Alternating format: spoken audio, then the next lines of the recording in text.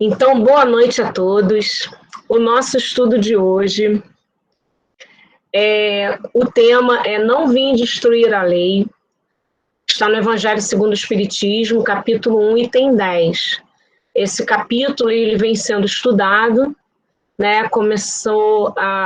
Ele começou com a primeira revelação, que foi Moisés, depois segunda Jesus, a terceira o Espiritismo, teve também a aliança da ciência e da religião e entrou no item da nova era, que começou na semana passada com o Gustavo, se eu não me engano. Eu vou trabalhar agora o item 10 e na próxima semana será trabalhado o item 11. Então, o nosso estudo está todo baseado nas seguintes fontes. De Allan Kardec, nós temos o Evangelho segundo o Espiritismo, com a tradução do Guilhom Ribeiro, 127ª edição, Rio de Janeiro, FEB, 2007.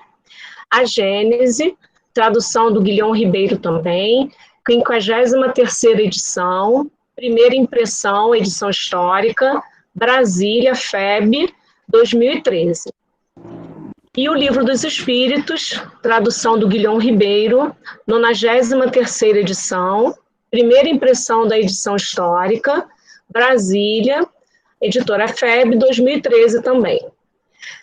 Do Francisco Cândido do Xavier, foram usados 2 livros, A Caminho da Luz, pelo Espírito Emmanuel, 37ª edição, terceira reimpressão, Rio de Janeiro, FEB 2010, e No Mundo Maior, pelo Espírito André Luiz, 27ª edição, Brasília, FEB 2012. E a Bíblia Sagrada, Antigo e Novo Testamento, tradução do João Ferreira de Almeida, Brasília, Sociedade Bíblica do Brasil, 1991. Então, eu vou fazer a leitura do item, do Evangelho, e depois a gente vai estudando ponto a ponto. Eu vou fazer uma leitura seguida. Um dia, Deus, em sua inesgotável caridade, permitiu que o homem visse a verdade varar as trevas. Esse dia foi o advento do Cristo. Depois da luz viva, voltaram as trevas. Após as alternativas de verdade e obscuridade, o mundo novamente se perdia. Então, semelhantemente aos profetas do Antigo Testamento, os espíritos se puseram a falar e vos advertir. O mundo está abalado em seus fundamentos. Reboará o trovão. Sede firmes. O Espiritismo é de ordem divina, pois que se assenta nas próprias leis da natureza, e estáis certos de que tudo que é de ordem divina tem grande e útil objetivo. O vosso mundo se perdia. A ciência, desenvolvida à custa do que é de ordem moral, mas conduzindo-vos ao bem-estar material, redundava em proveito do espírito das trevas. Como sabeis, cristãos, o coração e o amor têm de caminhar unidos à ciência. O reino do Cristo, passados que são 18 séculos, e apesar do sangue de tantos mártires, ainda não veio. Cristãos, voltai para o Mestre, que vos quer salvar. Tudo é fácil àquele que crê e ama. O amor o enche de inefável alegria. Sim, meus filhos, o mundo está abalado. Os bons espíritos vos dizem sobejamente: dobrai-vos a rajada que anuncia a tempestade, a fim de não serdes derribados, isto é, preparai-vos e não imiteis as virgens loucas que foram apanhadas desprevenidas à chegada do esposo. A revolução que se apresta é antes moral do que material. Os grandes espíritos, mensageiros divinos, sopram a fé para que todos vós, obreiros esclarecidos e ardorosos, façais ouvir a vossa voz humilde, porquanto sois o grão de areia. Mas sem grãos de areia não existiriam as montanhas. Assim, pois que estas palavras, somos pequenos, careçam para vós de significação. A cada um a sua missão, a cada um o seu trabalho. Não constrói a formiga o edifício de sua república, imperceptíveis animálculos não elevam continentes? Começou a nova cruzada.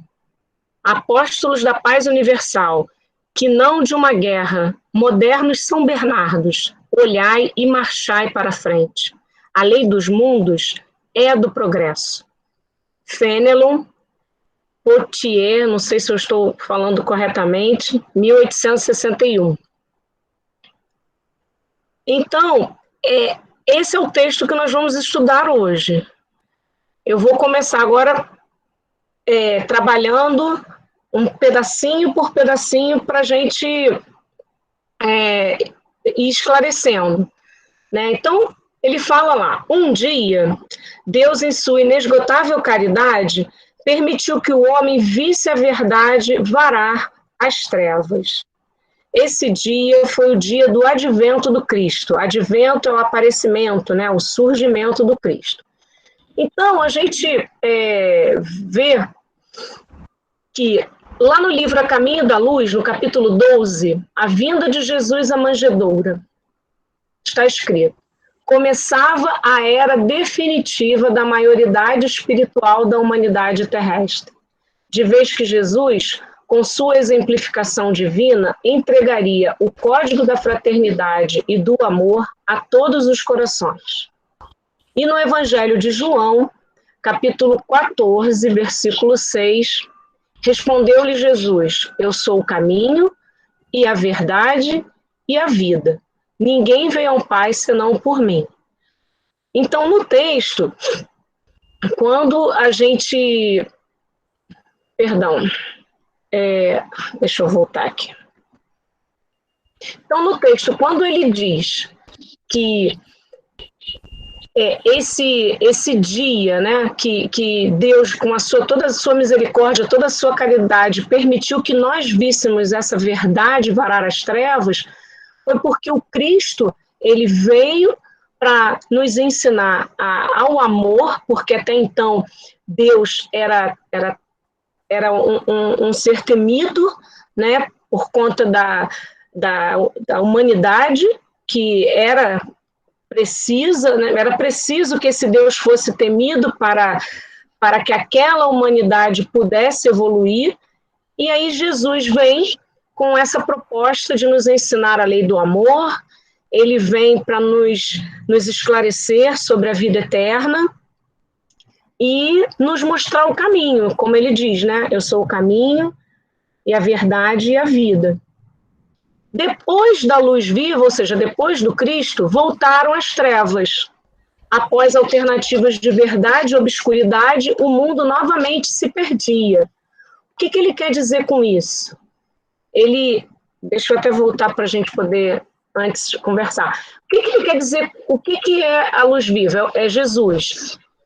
O que são essas trevas que ele se refere, né?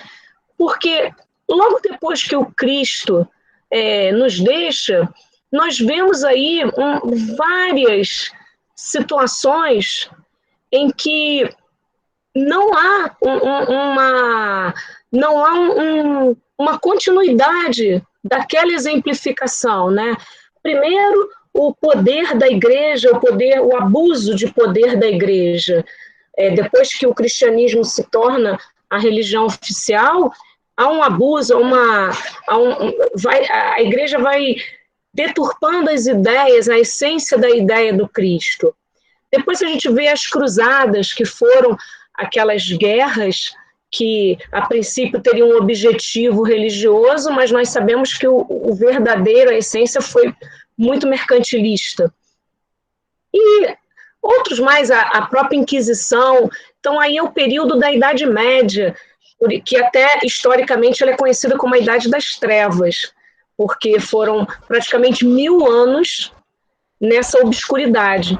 Mas ele diz, após alternativas de verdade e obscuridade, mesmo nessa obscuridade, mesmo nessa situação do nosso planeta, os mensageiros do Cristo, eles continuaram vindo e continuaram trazendo a mensagem do Cristo. Né? Temos Francisco de Assis, Lutero, Joana d'Arc, todos esses e vários outros que não recordo agora, mas tantos vieram trazendo a mensagem, a pureza do Cristo. Falharam, sim, falharam, alguns conseguiram mais firmes, mas essas encarnações vieram trazer aquela essência que o Cristo trouxe também, aquela pureza dos ensinamentos. E aí, vamos então para o slide que eu tinha passado antes. Lá no A Caminho da Luz, no capítulo 19, As Cruzadas e o Fim da Idade Média, o esforço dos emissários do Cristo. O que tem? No infinito, reúnem-se os emissários do Divino Mestre em assembleias numerosas sob a égide do seu pensamento misericordioso, organizando novos trabalhos para a evolução geral de todos os povos do planeta. Lamentam a inabilidade de muitos missionários do bem e do amor que, partindo dos espaços, saturados dos melhores e mais santos propósitos, experimentam no orbe a traição das próprias forças, influenciados pela imperfeição rude do meio a que foram conduzidos.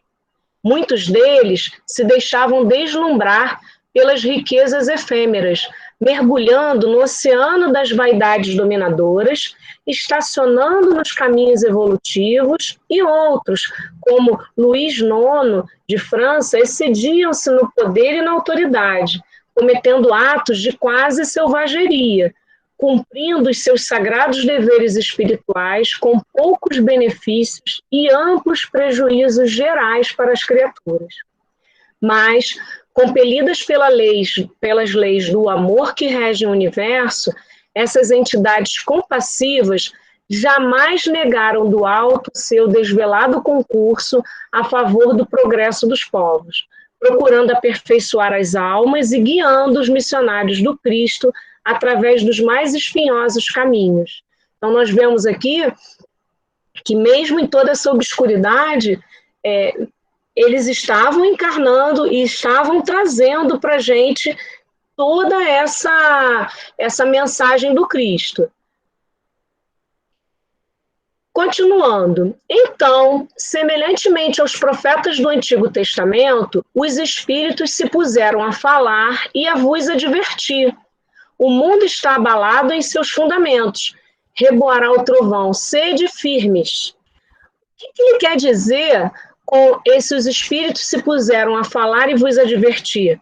Porque depois de toda essa obscuridade, de toda essa fase, vem o Espiritismo, né, como nós entendemos, o Consolador prometido por Jesus, através dos próprios espíritos falando, né? O que a gente entende, estudando a história do Espiritismo, a gente entende como uma invasão organizada. Começaram vários fenômenos a acontecerem, né? E um dos mais assim conhecidos que a gente tem, inclusive, marca esse início, é o fenômeno de Hydesville, que são as irmãs Foxes. Então, lá começa aquelas batidas e escuta, e aí começa lá, depois em outro lugar, até que isso atrai a curiosidade de Kardec, que, sério como ele, estudioso e muito inteligente, decide entender o que está acontecendo. E dessa primeira curiosidade, ele consegue, então, cumprir a sua missão e deixar para todos nós esse conforto, né, essa revelação dos espíritos, que é o Espiritismo, e que traz para a gente, o que nós podemos agora estudar, e traz para a gente esse conforto, essa certeza de tantas coisas que até então nós não tínhamos.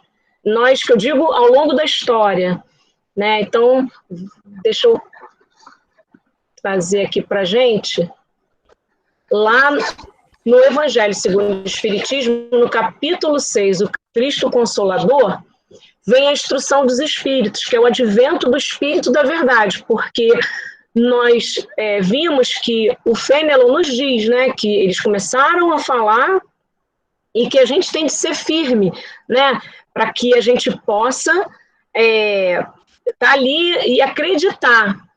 Então, lá no Evangelho venho, como outrora aos transviados filhos de Israel, trazer-vos a verdade e dissipar as trevas. Escutai-me. O Espiritismo, como fez antigamente a minha palavra, tem de lembrar aos incrédulos que acima deles reina a imutável verdade, o Deus bom, o Deus grande, que faz germine as plantas e se levanta as ondas. Revelei a doutrina divinal. Como um ceifeiro, reuni em feixes o bem esparso no seio da humanidade e disse: vinde a mim, todos vós que sofreis. No item 6, em verdade vos digo, os que carregam seus fardos e assistem os seus irmãos são bem amados meus. Instruí-vos na preciosa doutrina que dissipa o erro das revoltas e vos mostra o sublime objetivo da provação humana. Assim como o vento varre a poeira, que também o sopro dos espíritos dissipe os vossos despeitos contra os ricos do mundo, que são, não raro, muito miseráveis, porquanto se acham sujeitos a provas mais perigosas do que as vossas. Estou convosco e meu apóstolo vos instrui. Bebei na fonte viva do amor e preparai-vos, cativos da vida, a lançar-vos um dia, livres e alegres, no seio daquele que vos criou fracos para vos tornar perfectíveis, e que quer modeleis vós mesmos a vossa maleável argila, a fim de serdes os artífices da vossa imortalidade. O Espírito de Verdade, Paris, 1861. Então, nós percebemos que, nessa época, porque o primeiro livro da doutrina, a primeira obra, né, que Kardec nos trouxe foi o Livro dos Espíritos, em 1857. O Evangelho foi em 1864.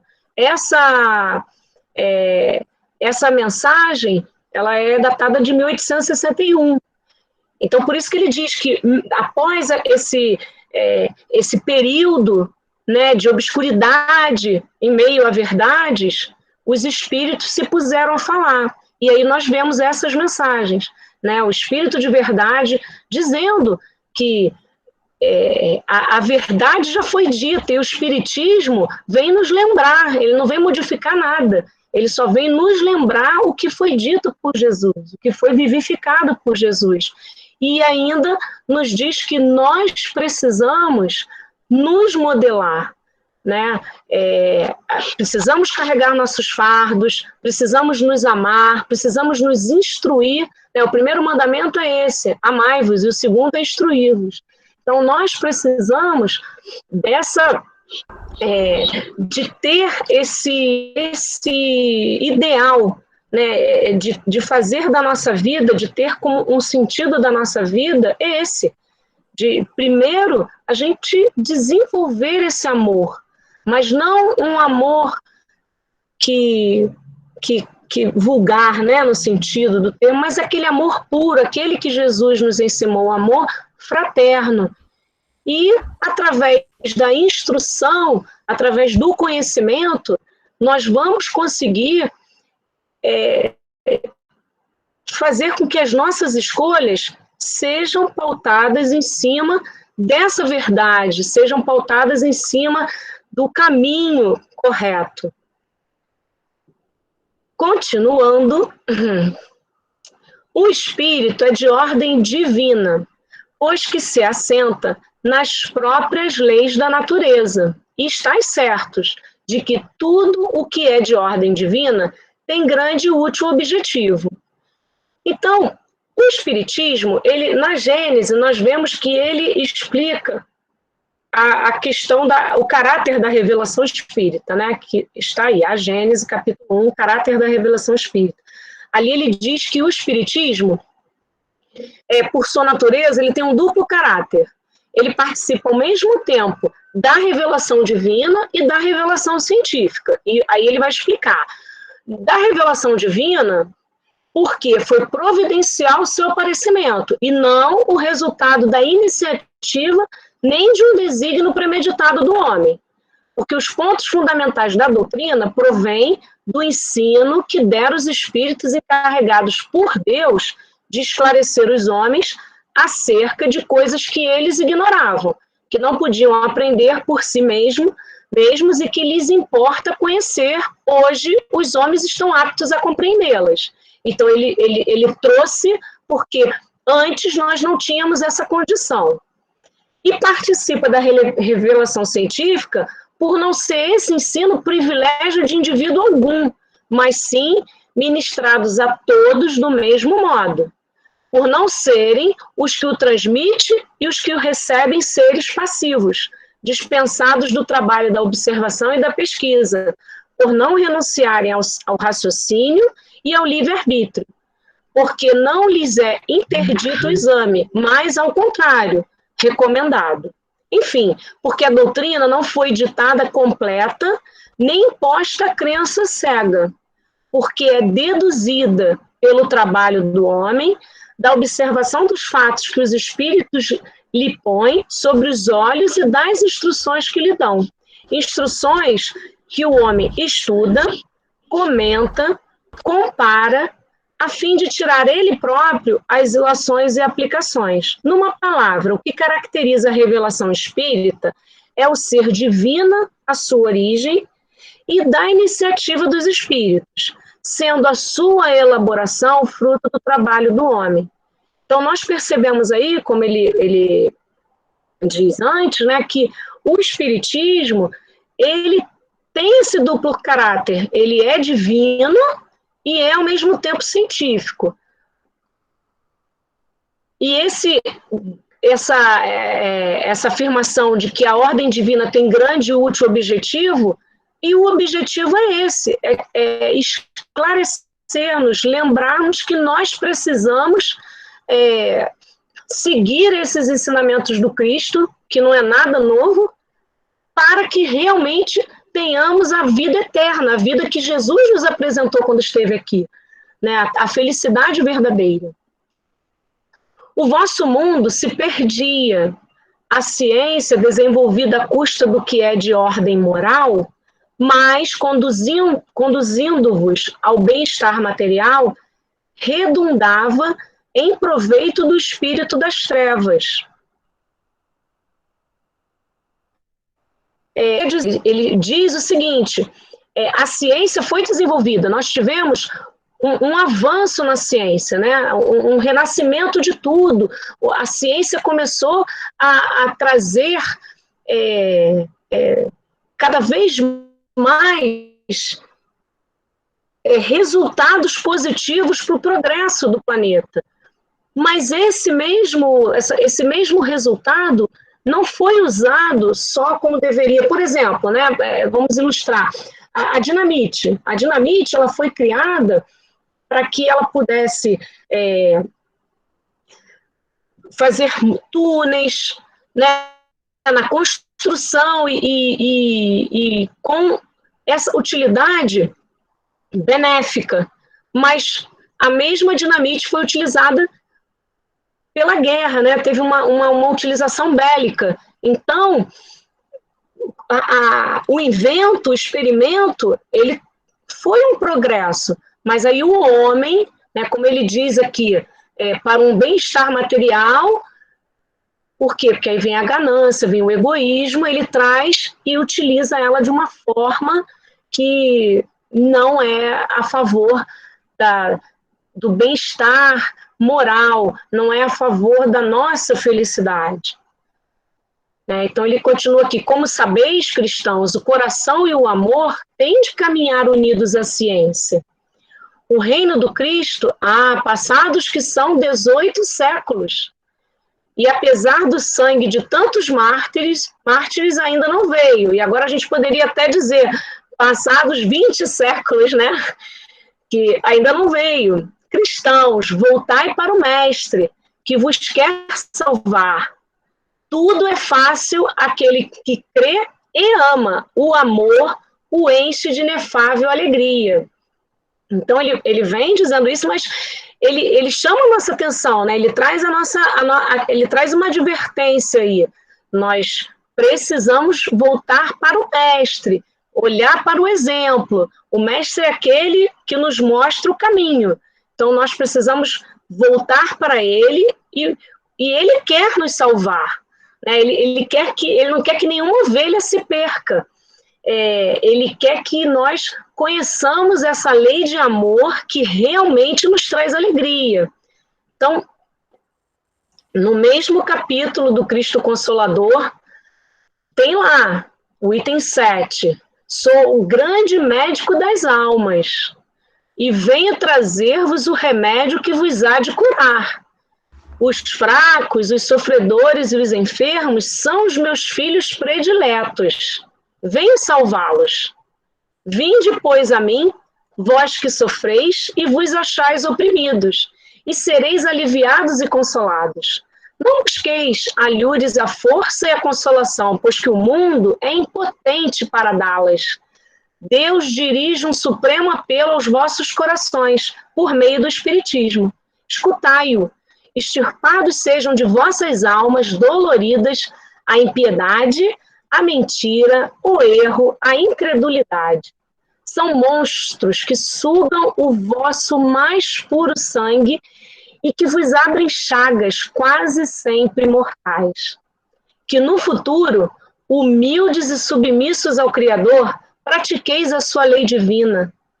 Amai e orai, sede dóceis aos Espíritos do Senhor, invocai-o do fundo de vossos corações.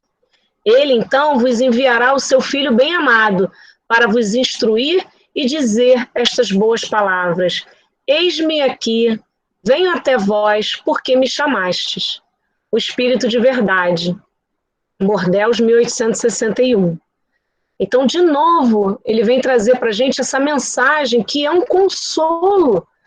Né? A gente chama, pede, e ele diz, eis-me aqui, venho até vós. Ele quer nos salvar. Ele é o grande médico, mas é das almas, e traz esse remédio. E diz que esse remédio é isso. É o quê? É a lei de amor. Né? E por meio do Espiritismo, por meio de toda essa doutrina reveladora, nós temos esse véu, né? essa revelação. A revelação, a própria palavra revelação é tirar o véu. Então, essa revelação é isso, é para que a gente possa, de uma vez por todas, enxergar. Porque, como disse lá na mensagem inicial, né? Na mensagem inicial falava sobre essa questão do tronco seco, do tronco da madeira verde. A gente não pode mais ficar nisso, né? Tem em algum momento dizia que o lavrador ele bate, né, no pessegueiro para que ele possa reagir. E quantas vezes nós estamos precisando também desses toques, né, para poder reagir? É isso. Assim, a palavra chega até nós, o ensinamento chega até nós, mas o que a gente tem feito? Né, essa reflexão é que nós precisamos fazer. O que nós estamos fazendo? Sim, meus filhos, o mundo está abalado. Os bons espíritos vos dizem sobejamente. Sobejamente é muito, bastante. Dobrai-vos a rajada que anuncia a tempestade, a fim de não serdes derribados. Isto é, preparai-vos e não imiteis as virgens loucas que foram apanhadas desprevenidas à chegada do esposo. Essas virgens loucas, ele está se referindo a uma passagem que é das virgens, tá? Aqui, eu estou projetando para vocês. Está em Mateus 25, vai do versículo 1 ao 13. Eu vou ler, vou dar um pequeno esclarecimento para a gente continuar. Inclusive, essa parábola foi estudada no EJA. Quem faz o EJA deve lembrar, alguns meses atrás. A parábola das 10 virgens. Então o reino dos céus será semelhante a 10 virgens que, tomando suas lâmpadas, saíram a encontrar-se com o noivo. 5 dentre elas eram nécias e 5 prudentes. As nécias, que no texto do Evangelho ele chama as virgens loucas, né? Mas aqui no Evangelho de Mateus está nécias. As nécias, ao tomarem as suas lâmpadas, não levaram azeite consigo. No entanto, as prudentes, está errado aí, as prudentes, além das lâmpadas, levaram azeite, deve ser em suas vasilhas. Depois eu vou verificar melhor.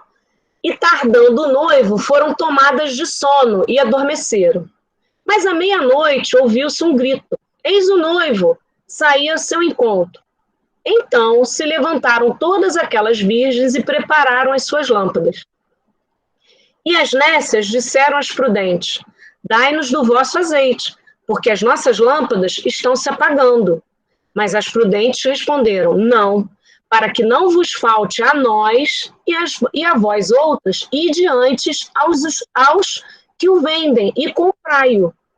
E saindo elas para comprar, chegou o noivo. E as que estavam apercebidas entraram com ele para as bodas, e fechou-se a porta. Mais tarde chegaram as virgens nécias, clamando: Senhor, Senhor, abre-nos a porta. Mas ele respondeu: em verdade vos digo que não vos conheço.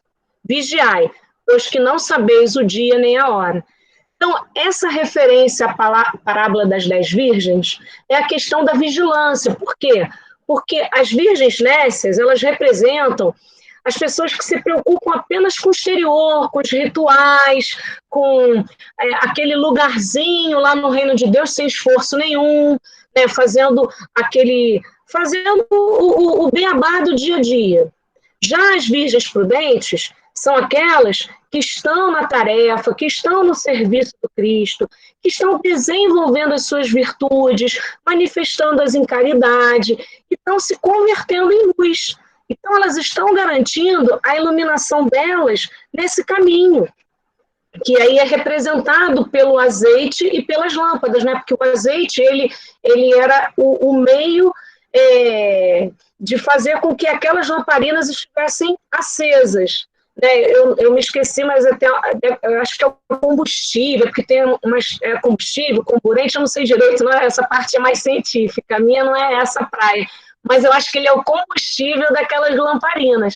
Então, esse azeite, ele representa isso, ele representa essa iluminação, permite que elas continuem iluminadas. Já a chegada do noivo é o que? Esse mundo feliz que nós queremos, né? Essa felicidade, essa alegria. E a Terra está chegando a esse momento, um momento de regeneração, um momento em que tudo vai melhorar. É a chegada do noivo. Já, por que as prudentes recusam dar azeite? Poxa, se elas são tão caridosas, por que elas não poderiam dar um pouquinho de azeite para as outras? Porque as virtudes são intransferíveis. Né? A gente dá um exemplo, mas cada um precisa desenvolver a sua. A gente não pode dividir a paciência com ninguém, a gente pode ensinar e cada um vai desenvolver a sua. Então, essa recusa significa isso. Não podemos transferir as virtudes, né? Elas são intransferíveis. Cada um precisa cultivar a sua, desenvolver a sua.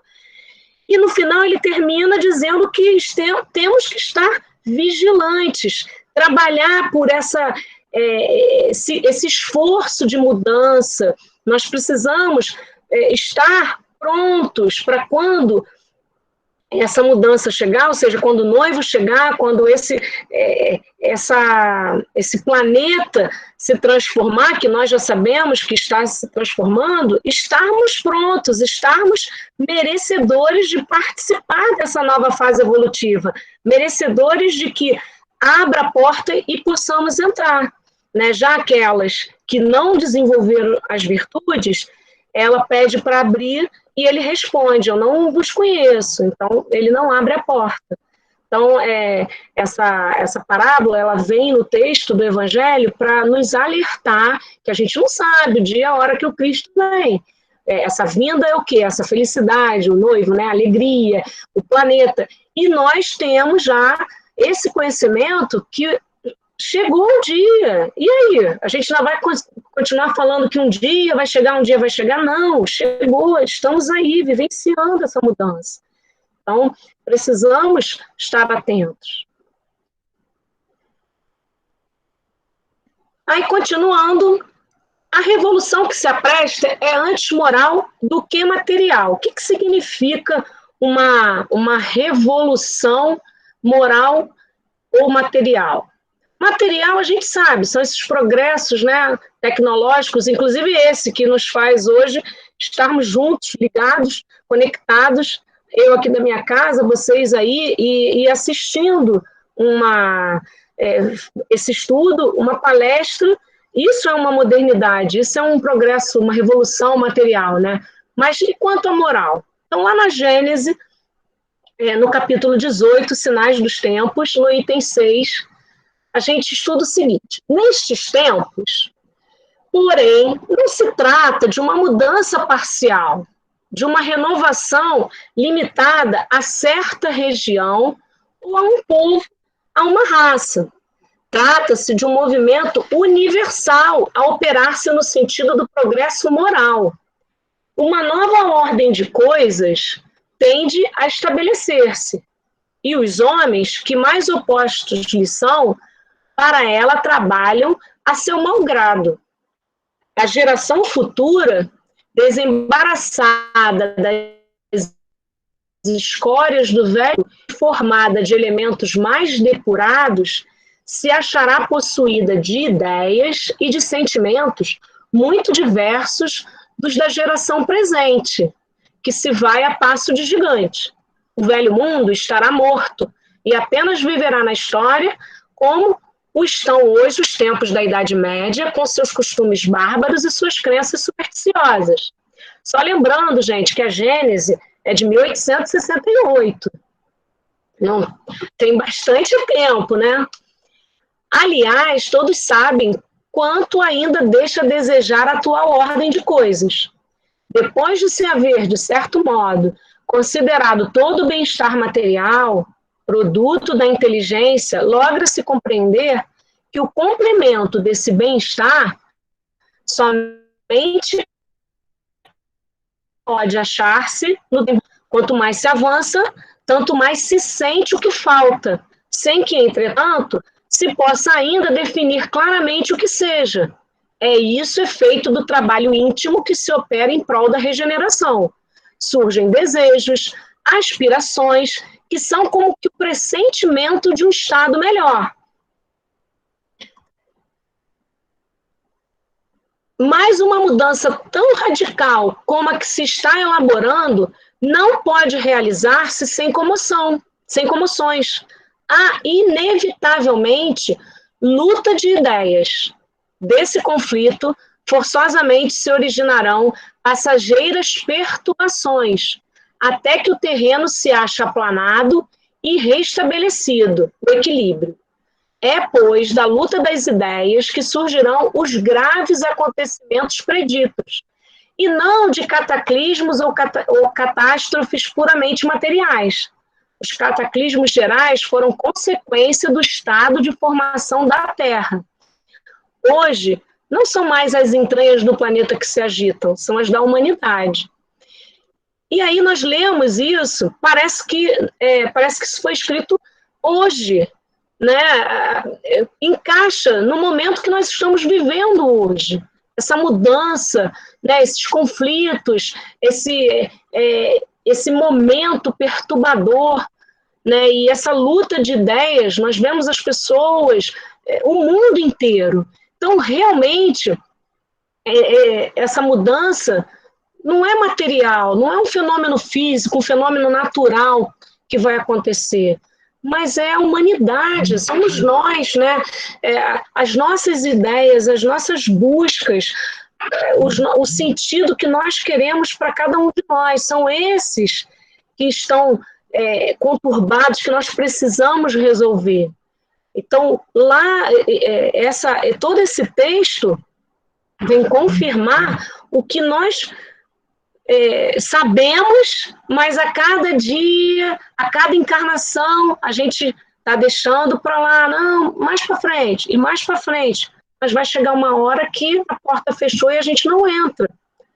Então, precisamos estar atentos, precisamos ter essa consciência de que já chegamos. Isso foi escrito em 1868, a Gênesis, 1868. Veja, estamos em 2020. Ou seja, quanto tempo mais vamos precisar esperar? E ele fala da geração passada, né, da idade das trevas, da geração futura. Nós somos essa geração futura que ele refere-se aqui. Então, continuando. Os grandes espíritos, mensageiros divinos, sopram a fé, para que todos vós, obreiros esclarecidos e ardorosos... Aí, nessa hora, eu parei, né, e perguntei, poxa, obreiros esclarecidos e ardorosos, por que ele colocou isso? Eu pensei, bom, esclarecidos, nós estamos tendo todo esse esclarecimento, mas será que estamos ardorosos? Aí eu me fiz essa pergunta. Será que eu sou ardorosa? Será que eu tenho essa paixão toda? Aí fui buscar. Aí estava lá no Evangelho, no Ser de Perfeitos, né, os bons espíritas, porque se eu quero ser considerada um espírita esclarecido e ardoroso, eu preciso saber se eu estou ali. Então eu sou ardorosa, então vamos ver se eu preciso, o que eu preciso para me considerar isso, para entender que sou eu. Tá lá. Aquele que pode ser com razão qualificado de espírita verdadeiro e sincero, que se acha em grau superior de adiantamento moral. O espírito que nele domina, de modo mais completo a matéria, dá-lhe uma percepção mais clara do futuro. Os princípios da doutrina lhe fazem vibrar as fibras, que nos outros se conservam inertes. Em suma, é tocado no coração, pelo que inabalável se lhe torna a fé. Então, é aquele que tem uma fé que não se abala. É qual músico que alguns acordes bastam para comover, ao passo que o outro apenas ouve sons. Reconhece-se o verdadeiro espírita pela sua transformação moral e pelos esforços que emprega para domar suas inclinações mais. Enquanto um se contenta com seu horizonte limitado, o outro, que aprende alguma coisa de melhor, se esforça por desligar-se dele e sempre o consegue, se tem firme à vontade.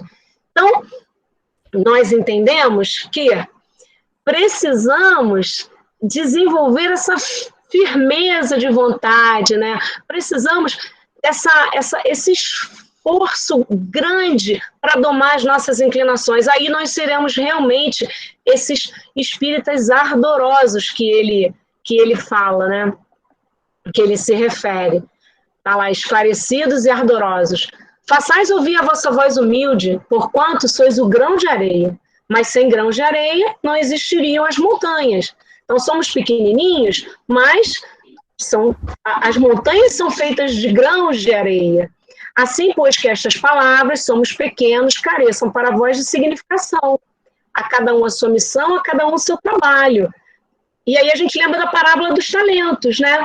Então, cada um de nós tem o seu talento, cada um de nós tem a sua missão, cada um de nós tem o seu trabalho.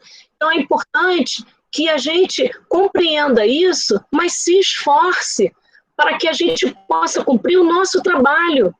Isso se a gente tem firme a vontade, firme o propósito, é isso que vai nos fazer enxergar essa felicidade que o Cristo nos diz, né? Que ele ele nos apresentou. Começou a nova cruzada. apóstolos da paz universal, que não de uma guerra. Então, ele está se referindo à nova cruzada, por quê? Porque a cruzada antiga que a gente conhece era aquelas guerras, né, bárbaras. Agora não. Qual é a nova cruzada? É a guerra íntima de cada um de nós. Então, ele fala, apóstolos da paz universal, que não de uma guerra, modernos São Bernardos. Eu consultei sobre São Bernardos, pesquisei, não há muito o que encontrar de São Bernardo, mas o que eu encontrei é que ele foi um homem, né, religioso, ele era um padre, e ele era muito persistente. Ele era uma pessoa que nada o abalava. Ele ia e ele muito caridoso. Então, eu entendi que quando ele se refere a modernos São Bernardos... Oi?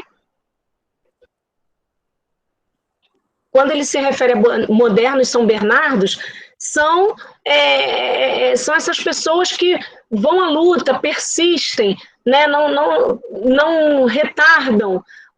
Tanto que ele diz, olhai e marchai para frente. A lei dos mundos é a lei do progresso. Fenelon, Potier, 1861. Então, a lei é do progresso. E o progresso, a lei de progresso é uma lei de Deus, né? É a lei de Deus. Então, eu vou apresentar a lei do progresso. A gente tem algumas questões, está no Livro dos Espíritos, no Livro dos Espíritos, na parte terceira, que é das leis morais. Então, tem lá uma parte que é a marcha do progresso. Eu selecionei algumas questões, eu vou ler.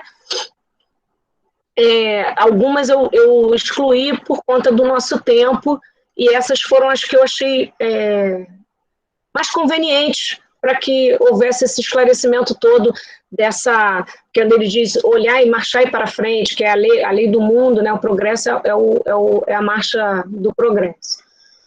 Bom, na questão 779, a força para progredir, áurea, o homem em si mesmo, ou o progresso é apenas um fruto de um ensinamento? O homem se desenvolve por si, respondem os espíritos, por si mesmo, naturalmente, respondem os espíritos. Mas nem todos progridem simultaneamente. E do mesmo modo, dá-se então que os mais adiantados auxiliam o progresso dos outros, por meio do contato social. Então aí está a diferença entre viver e conviver. Então aquelas pessoas que se isolam, né, como a gente vê até, antigamente a gente via muito em monastérios, né, eles se isolavam do mundo. Mas aí não tem contato social.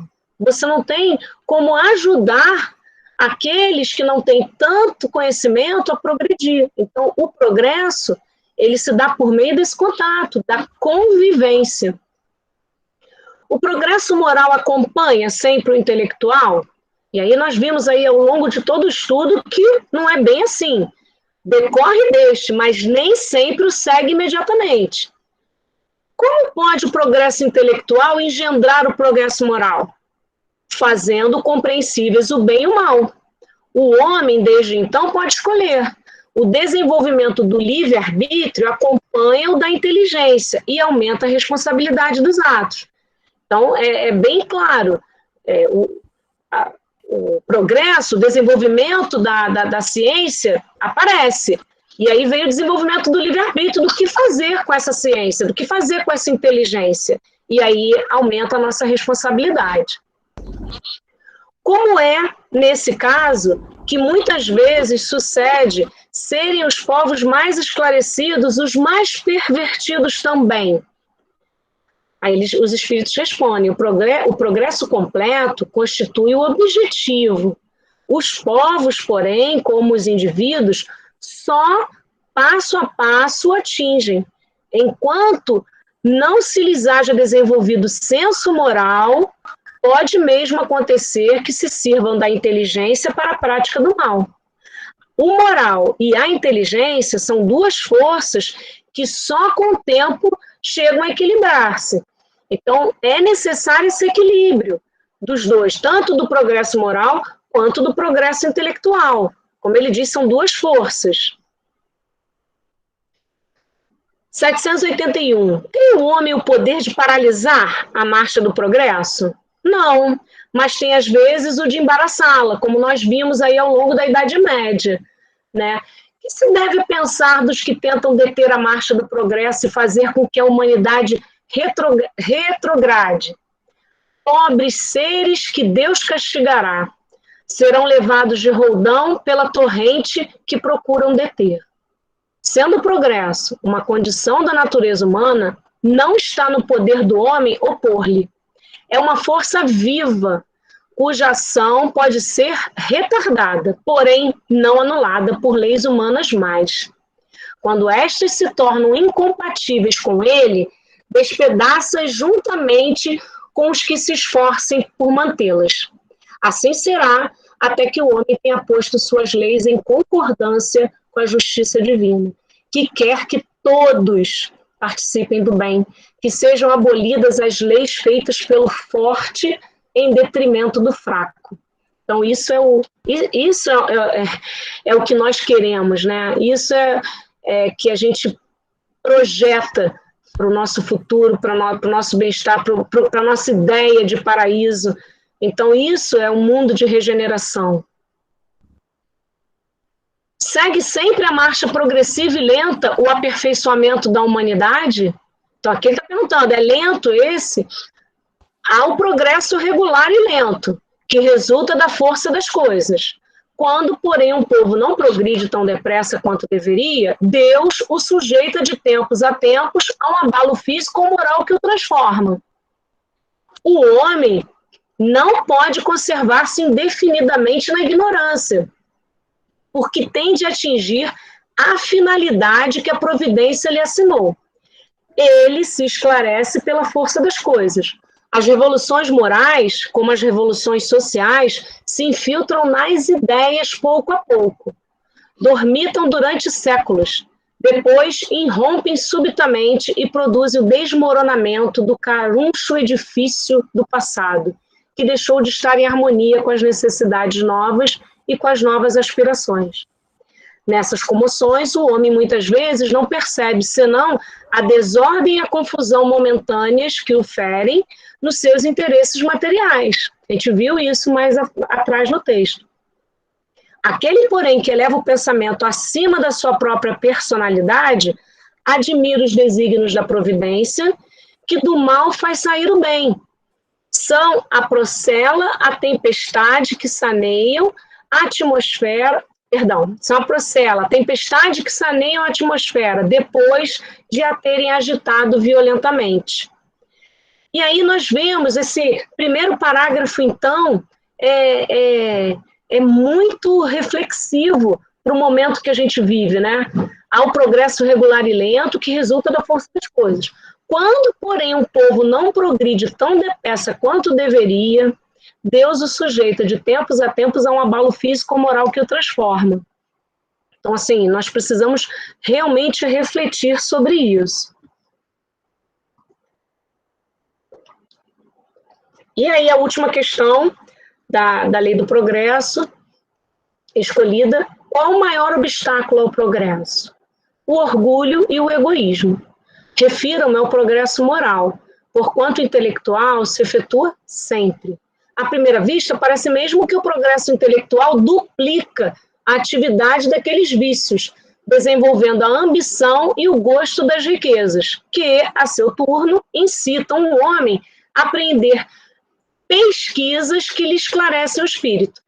Assim é que tudo que se prende no mundo moral, como no mundo físico, que do próprio mal pode nascer o bem.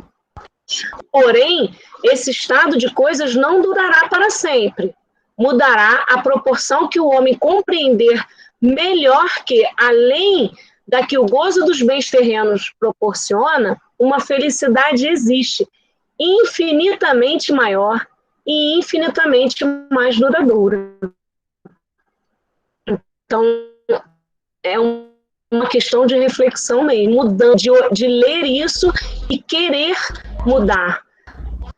Aí pede para ver o egoísmo, que está no capítulo 12 do Evangelho, e continua. Há duas espécies de progresso, que uma ou outra se prestam muito apoio, mas que, no entanto, não marcham lado a lado.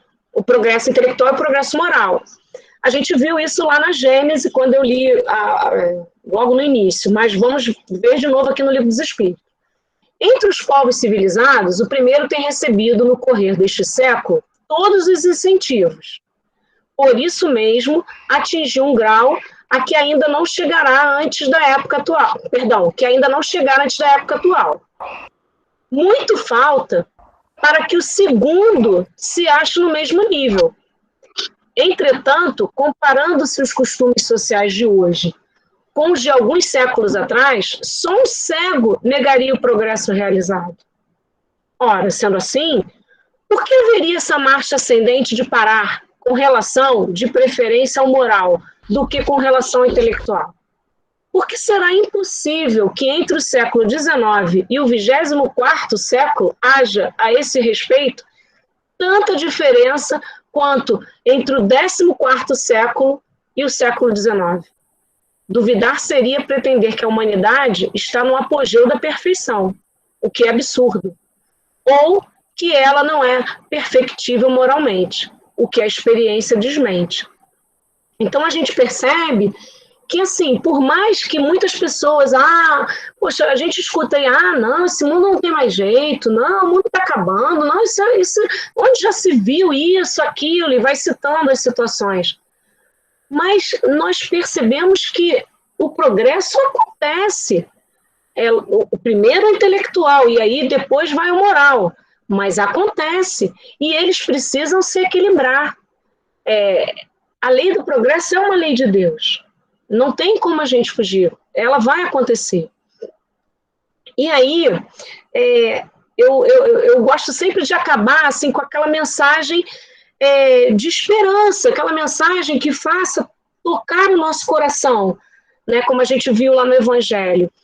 E eu estou lendo o livro, né, No Mundo Maior, dessa série do André Luiz. Ele é o 5º volume da série, A Vida no Mundo Espiritual.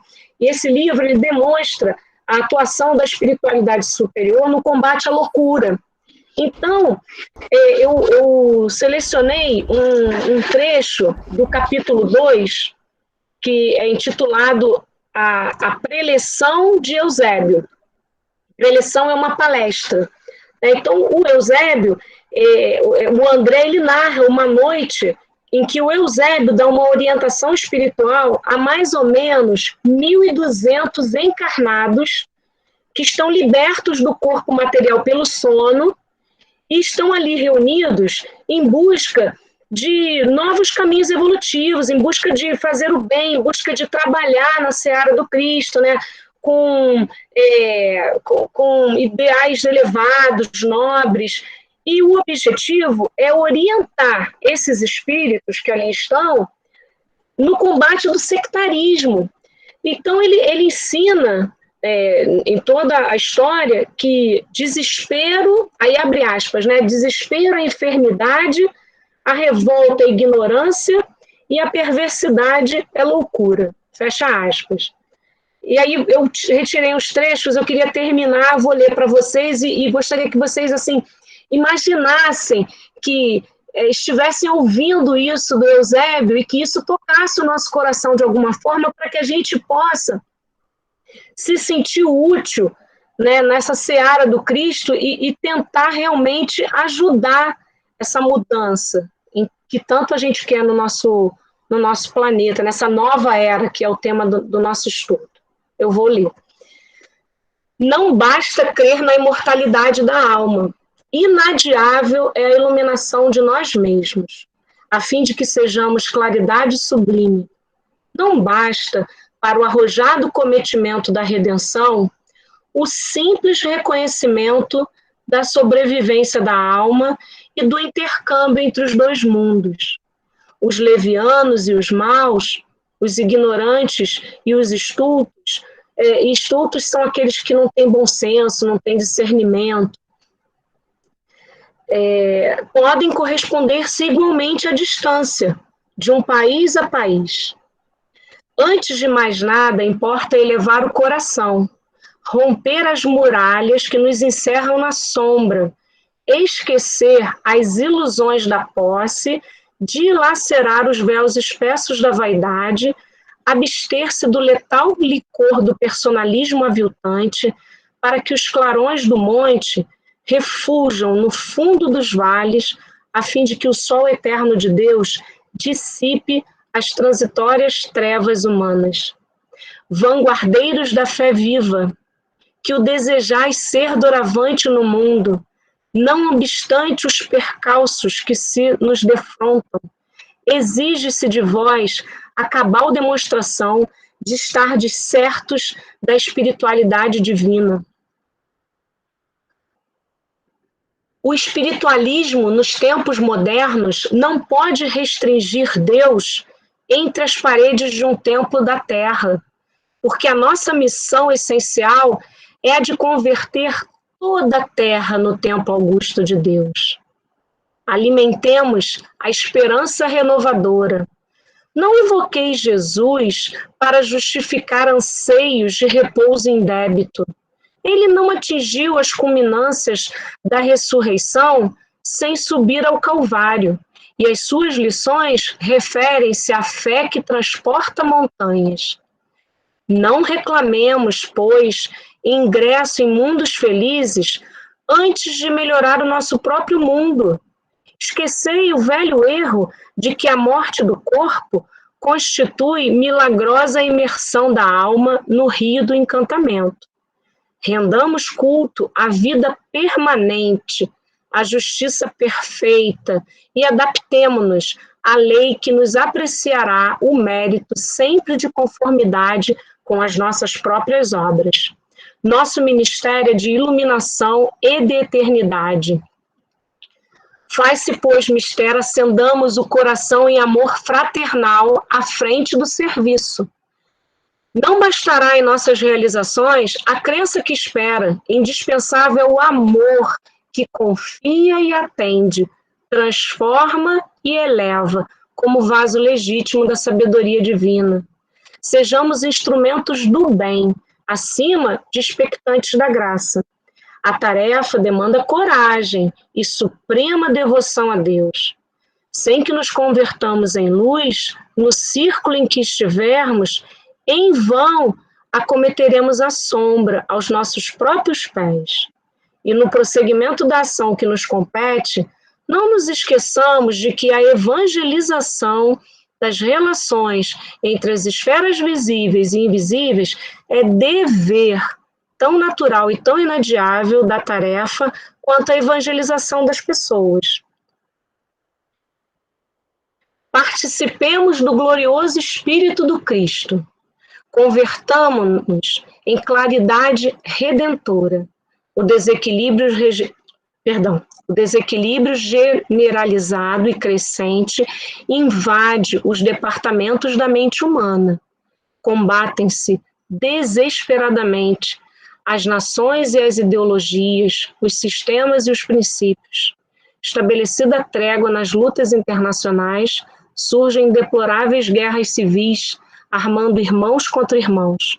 A indisciplina fomenta greves, a ânsia de libertação perturba o domicílio dos povos. Guerreiam-se as esferas de ação entre si. Encarnados e desencarnados de tendências inferiores colidem ferozmente aos milhões. Inúmeros lares transformam-se em ambientes de inconformação e desarmonia. Duelo o homem consigo mesmo no atual processo acelerado de transição. Equilibrai-vos, pois, na edificação necessária, convictos de que é impossível confundir a lei ou trair-lhe os ditames universais. Então, meus amigos, o estudo nosso foi esse. Eu espero que vocês tenham gostado, né? Essa mensagem final me tocou muito o coração, porque é uma mensagem que nos adverte e, ao mesmo tempo, nos dá assim, uma esperança, uma vontade, né, de arregaçar as mangas e ir à luta, porque é isso aí. A gente não pode ter dúvida, a gente não pode titubear. Né? Todos os caminhos, tudo que a gente busca nos dá essa certeza né? Então, realmente, estamos tendo a instrução, só nos falta o amor. Precisamos nos amar e nos querer bem e desejar que cada um de nós, não só nós que estamos aqui, né, dividindo essa tela, mas cada um de nós no mundo seja realmente feliz, encontre a paz, encontre Deus, porque a gente não encontra a paz lá fora, a gente encontra a paz aqui dentro, né? A gente não busca ela, a gente tem ela e vai iluminando os caminhos. É isso, acabei, Verinha.